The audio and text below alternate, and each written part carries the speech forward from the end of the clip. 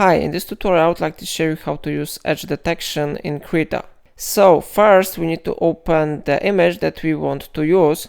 After that we need to go to upper side, and here you have something like filter tab. We need to click on it, and then we need to go to edge detection filters, and here I recommend you to select first one option, edge detection. I click on it, and then this window will be successfully displayed here.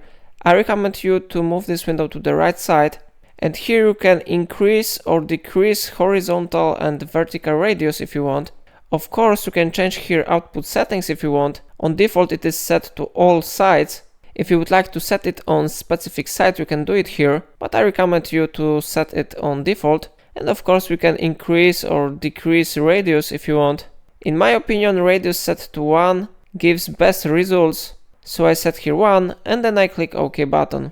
So how you see edge detection filter has been successfully applied to image. So it is how it works. If I helped you, remember to like this tutorial and subscribe my channel. Let me know in comment if it solved your problem.